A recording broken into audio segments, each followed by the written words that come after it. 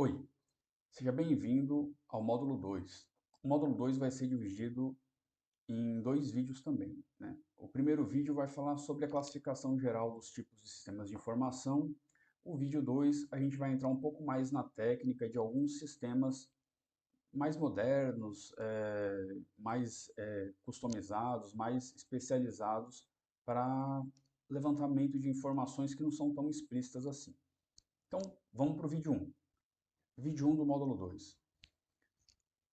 A gente vai abordar as principais tecnologias e sistemas de informação e é importante que você leia e estude profundamente a nossa apostila da página 47 até a 99. O primeiro tipo de sistema de informação que a gente vai dar uma estudada é no SCM, que significa, traduzindo do inglês, Gerenciamento de Cadeia de Suprimentos. O que ele visa, né? Ele visa fazer a integração externa do sistema, ou seja, os atores que utilizam esse sistema, por exemplo, qualquer tipo de cliente, qualquer tipo de parceiro, qualquer tipo de fornecedor, ou seja, fornecedor de matéria-prima, por exemplo, ou o consumidor que vai comprar o determinado produto ou serviço, vai poder interagir com esse sistema. E observa que ele envolve internamente, se você observar nessa figura, que é a figura 10 extraída da apostila, se você observar a figura, ele mostra que ele envolve, né, que ele abraça os processos internos também, como, por exemplo, a relação de fornecedor e compra, né, essa parte de compra, vamos supor uma empresa que desenvolve um determinado, sei lá, uma empresa de manipulação de remédios, né? Então, a empresa de manipulação de remédios compra matéria-prima, fabrica produto e vende remédio para um cliente final. Então, existem aí várias demandas, né? Então, obviamente, eu não posso vender mais do que eu produzo e eu não posso produzir em excesso e ficar com esse material encalhado na minha prateleira.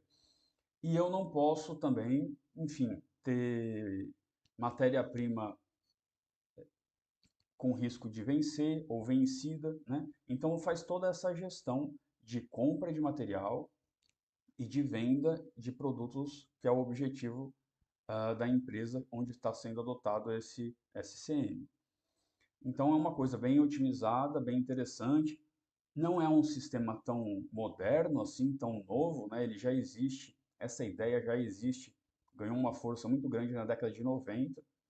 Então já tem aí pelo mais de 3 décadas que ele já é conhecido na indústria, ok?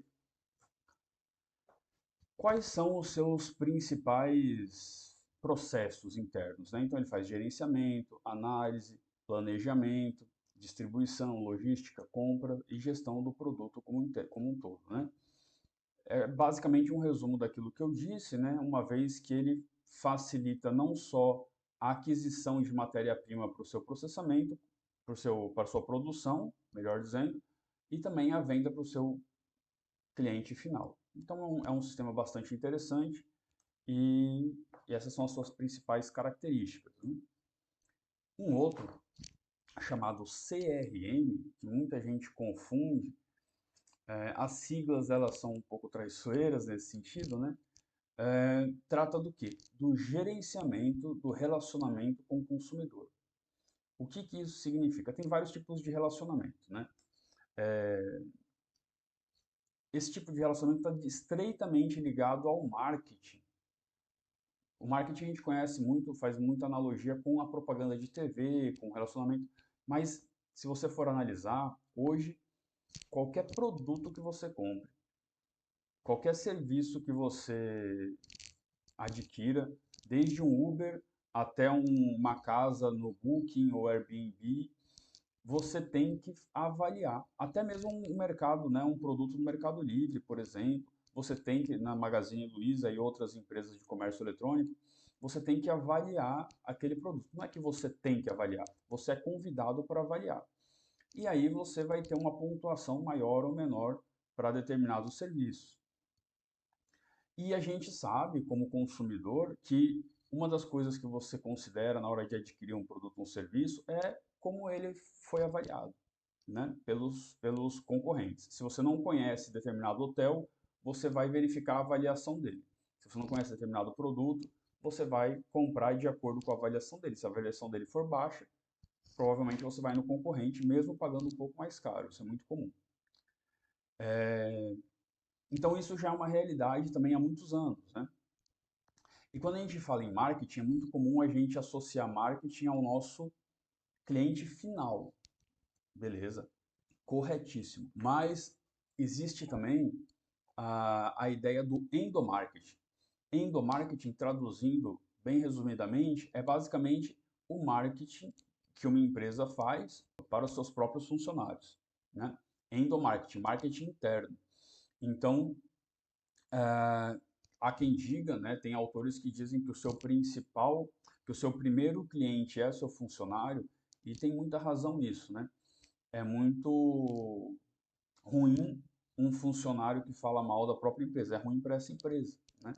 Então, essa ideia de satisfação total do cliente, a gente fala do cliente externo, obviamente, que é muito comum, mas também dos funcionários, dos colaboradores internos, né? E aí existem várias técnicas a, de descobrir, né, de analisar as demandas dos seus colaboradores desde, às vezes a gente pensa que é só salário, mas não é só salário. Às vezes é uma mesa que está pequena ou grande demais, uma cadeira que está muito baixa, muito dura ou muito mole, coisas que podem fazer a diferença na satisfação interna dos seus funcionários e as empresas estão muito ligadas nisso agora, ok? Isso foca numa relação a longo prazo, tanto dos seus funcionários como dos seus clientes finais, né? A empresa só tem a ganhar com essa relação a longo prazo. Por exemplo, quando a gente perde, uma empresa perde um colaborador, obviamente ela está perdendo uma mão de obra, né? Perde, que eu digo, de várias formas, né? A pessoa pede demissão, é muito comum, né? A pessoa foi contratada por uma outra empresa, muitas vezes a concorrente, e, e ela pede demissão. Ali surge uma vaga, surge uma lacuna, um buraco a ser preenchido. Esse novo funcionário que entra, muitas vezes precisa ser treinado. Muitas vezes vai demorar alguns meses, dependendo da função dele, para voltar a produzir de acordo com o funcionário anterior. Então, relações a longo prazo para colaboradores e para clientes é fundamental. Para clientes, eu não preciso nem dizer, né? Quanto mais você cativar e manter os seus clientes finais, né, os seus clientes fiéis ao seu produto, à sua empresa, melhor, né? Beleza, e essas relações são para todos, né? São clientes, distribuidores, fornecedores também, né? Existe um problema muito grande quando uma empresa está habituada a comprar determinado matéria-prima de um fornecedor e esse fornecedor, por um acaso, pode virar exclusivo de um concorrente. É muito comum também. Então, relações com fornecedores é fundamental, né? Estabelecer boas e longas relações, né? E esse sistema ajuda nisso. Um sistema que é muito comum, muito conhecido, né, é o ERP. ERP, traduzindo do inglês, é Planejamento dos Recursos Empresariais, né? Isso é muito bacana. Vamos ver aqui. Ele visa integrar e padronizar os processos internos e comunicação externa, né? Ou seja, integrar, unir, juntar os processos internos, padronizar esses processos. O que que isso significa? Significa que não vai ser por exemplo, fala com João que João resolve. Fala com Maria que Maria resolve esse seu problema. A solução dos problemas não vai ser mais personalizada para funcionário. A solução de qualquer demanda vai ser padronizada, institucionalizada. E isso torna, primeiro, muito explícita. Essa padronização ela é focada na melhor forma de resolver problemas. Beleza? Pode ser até a solução do João. Vamos pegar a solução do João, que é mais eficiente, e vamos institucionalizar essa solução e gerar um processo tecnológico, né, um sistema que incorpora essa solução. A partir de agora, quem usar o sistema vai usar aquele protocolo interno otimizado, né, as melhores práticas incorporadas no sistema. E isso é muito bacana, né? Isso padroniza o atendimento desse órgão para para os seus clientes, para os seus funcionários, enfim, todo mundo fica sabendo, fica até mesmo mais fácil resolver aquele problema que eu disse anteriormente, que é substituir um funcionário antigo. Uma vez que o processo é padronizado, o conhecimento está explícito muitas vezes no sistema e não na cabeça daquele funcionário que eventualmente pode ser demitido, ok? E se isso facilita a vida dos funcionários, muito mais também a vida dos usuários, dos clientes finais, né? Isso é muito comum, esse problema de processos diferentes, né, de processos não padronizados é muito comum em órgão público, né? Que quando você fala com um funcionário, vamos supor, de uma prefeitura qualquer, ele te dá uma informação, quando você vai no outro dia e fala com outro funcionário, ele te dá outra informação. Então, isso isso é evitado com esse tipo de sistema, ERP, ok? E, obviamente, como eu já disse, né, aperfeiçoar a cadeia interna de valores, e isso tem um, isso é bom, é ótimo para a empresa, porém, se você for adotar esse tipo de sistema numa empresa que já existe há 10, 20 anos, possivelmente você pode encontrar, na prática, uma certa resistência dos funcionários. Por quê? Porque se você está aperfeiçoando a cadeia interna, se você está padronizando processos, você vai, inevitavelmente, mudar a forma como alguns funcionários trabalham e fazer com que alguns funcionários se adequem ao novo sistema, que vai ser um processo otimizado. Então, é necessário também um bom relacionamento humano, aí, uma capacitação, uma orientação e mostrar claramente para os colaboradores que o sistema vem para ajudar e não para demitir e não para passar por cima da autonomia do funcionário, alguma coisa nesse sentido que às vezes pode ficar preocupando esses funcionários. Ou seja, aquela velha história que o ser humano tem medo muitas vezes da mudança, né? Então, quando você fala de aperfeiçoar uma coisa que um funcionário faz há 5, 10 anos, muitos ficam com o pé atrás. Mas isso pode ser claramente revertido com uma boa conversa, com palestras, com treinamento e com a apresentação que o sistema vem para ajudar, né? E tem duas formas da gente fazer isso, né?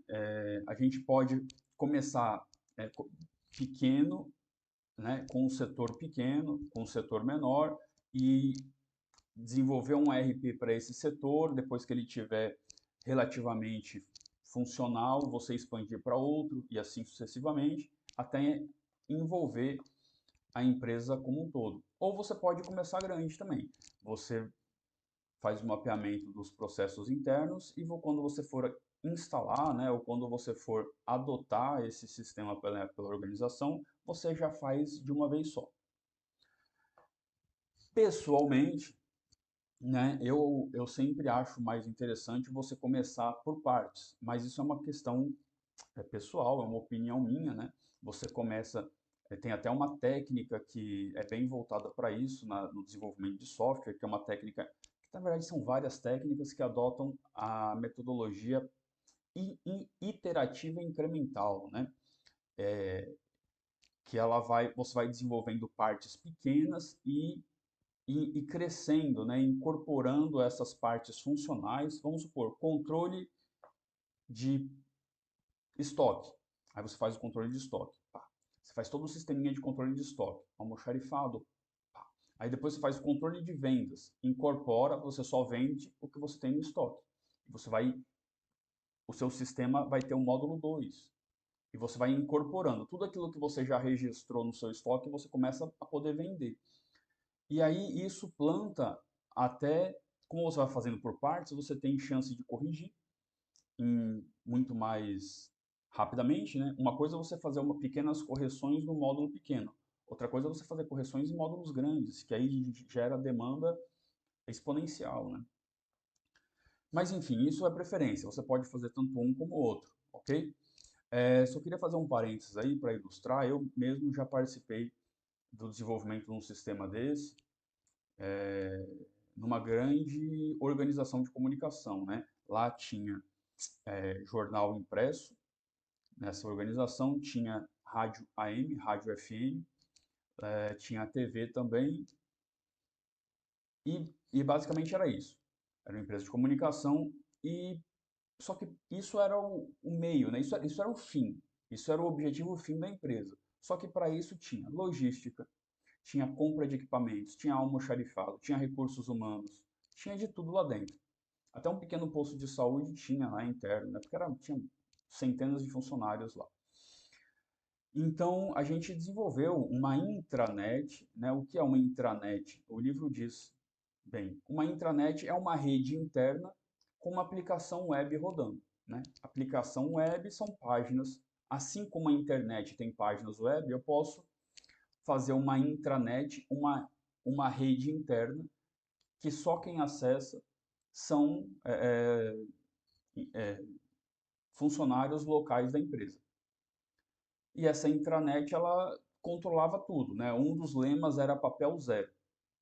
Então, por que papel zero? Por vários motivos, desde o preço do papel, até o preço do toner, até o preço da impressora, né? O custo da impressora e manutenção de impressora.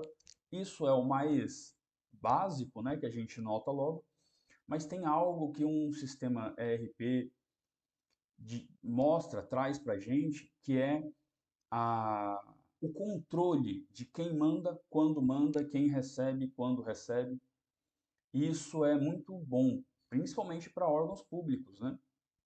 Então não tem mais aquela desculpa de falar assim, ah, eu mandei o e-mail, a pessoa não recebeu. Ou pior ainda, não foi nem e-mail, eu mandei um ofício impresso via protocolo e, e a pessoa não respondeu. Então, via um sistema ERP, você tem todo o controle. Quem mandou, a hora que mandou, quem recebeu, a hora que recebeu, é, é, quando respondeu, melhor dizendo, né? Então, esses sistemas, eles guardam um histórico muito grande, né?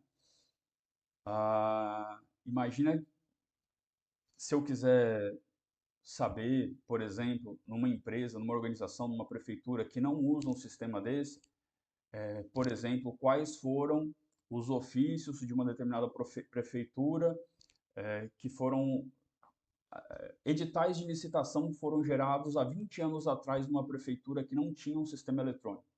É difícil saber. Agora, se eu tenho um sistema desse, eu tenho o histórico, eu tenho todo o controle rápido, praticamente é muito, muito mais difícil, né, que eu perca esses dados, mesmo que mude gestor, mesmo que mude tudo, eu só vou perder se alguém decidir apagar, o que muitas vezes não vai acontecer, né? Alguém decidir apagar deliberadamente histórico de uma organização é impensável, né? Então, se eu tenho um histórico, se é fácil de recuperar essa informação, né? Se não está mais naqueles arquivos de ferro, com papel mofado muitas vezes, sujeito a bolor, a umidade, a enchente, a incêndio, se agora está tudo digital, eu tenho meu histórico, uma das coisas que esses sistemas podem trazer é previsão futura, né? Então eu posso saber, por exemplo, qual é o mês que eu tenho maior gasto com funcionário, qual é o mês que eu tenho maior gasto com energia elétrica, qual é o mês que eu tenho mais gasto com material do escritório, enfim, com aqueles produtos que eu compro, aquela matéria-prima que eu compro, qual é o mês que eu vendo mais, que eu vendo menos. Eu posso prever eventualmente promoções para o mês que eu vendo menos. Beleza? Então isso aí é muito bacana, tá?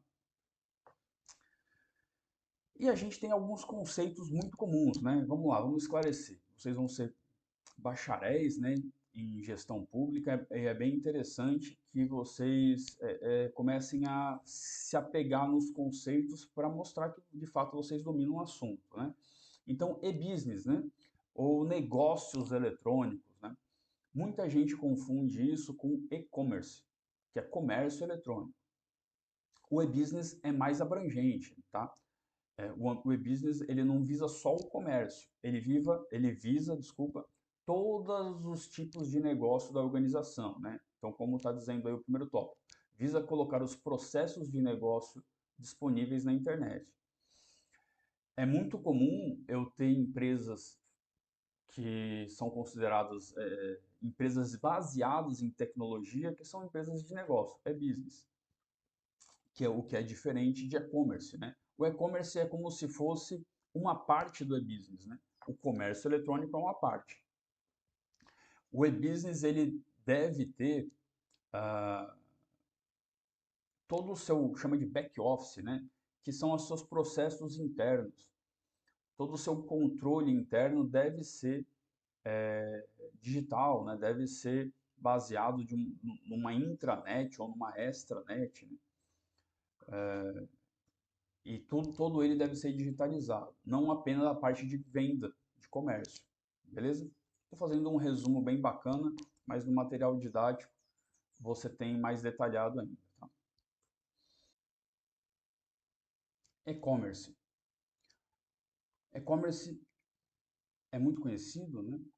É uma perna, como a gente já falou, do e-business, que é muito mais abrangente, que envolve outros processos, a gente já falou sobre isso, mas o e-commerce é focado na venda de produtos ou serviços, que pode ser dividido em duas formas, né? Em três formas, aliás, né? Eu posso ter e-commerce entre organização e consumidor final, que no inglês, se você for procurar artigos internacionais, é muito comum você ver a sigla B2C, né? Business to Customer, ou você pode ter organização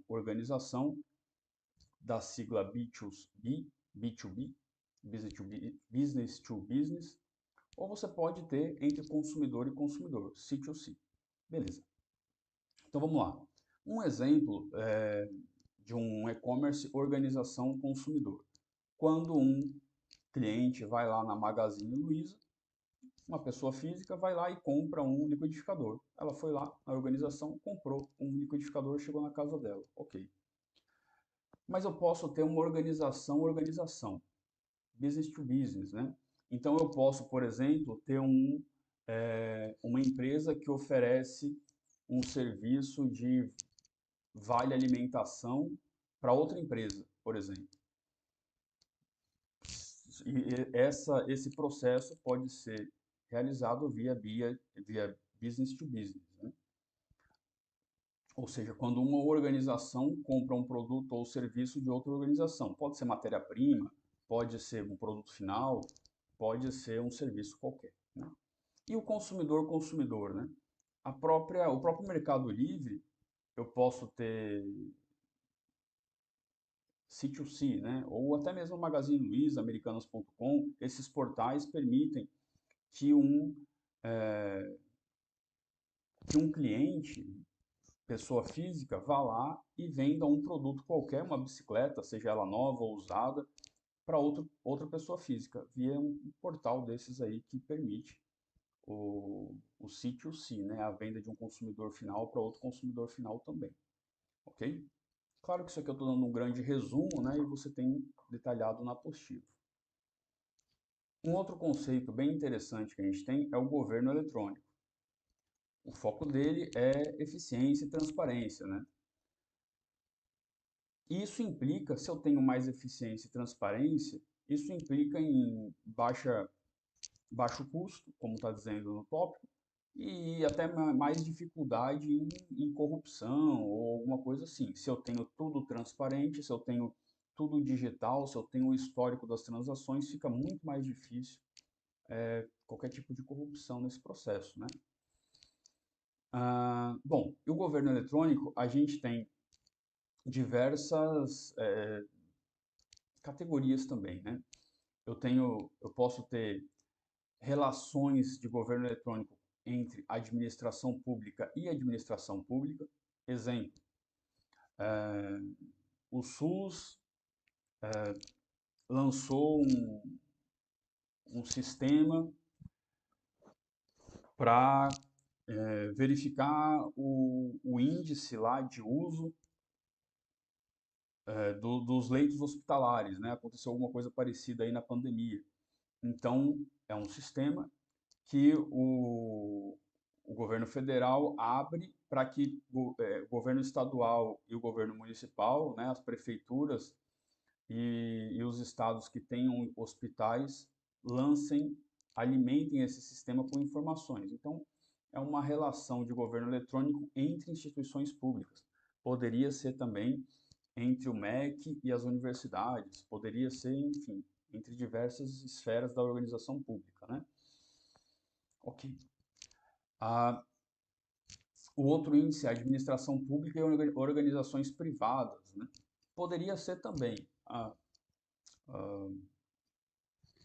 um hospital público lança um edital para venda, aliás, para compra de remédios, ou para contratação de uma empresa terceirizada, por exemplo, para limpeza, enfim, né? Toda essa relação entre organização pública e organização privada pode ser considerado também via governo eletrônico, caso exista, né, um sistema desse, né? E a mais comum, que todo mundo já usou alguma vez, né, é a administração pública para o cidadão. Isso é mais comum, né? Se você quer pegar um IPTU online para cobrar, o governo é bem eficiente, né? Se você quiser pegar um IPTU online e fazer algumas solicitações na prefeitura, por exemplo, você pode, no Detran, né, pegar documento digital. Tem vários recursos, né, cada vez mais processos digitais aí entre a administração pública, seja ela municipal, estadual ou federal, e o cidadão. Então a gente tem muitos exemplos aí, né? Resumindo, é importante que você leia a apostila nas páginas que a gente indicou lá no slide 1, não acumular dúvidas como sempre. Caso de dúvida, jogar no fórum no ambiente virtual, falar comigo, pode ser via mensagem, via e-mail, mas de preferência usando o fórum, ok? Sua dúvida pode ser a dúvida de outro colega. Então, em breve, você vai assistir o vídeo 2 da unidade 2. Até lá e um abraço.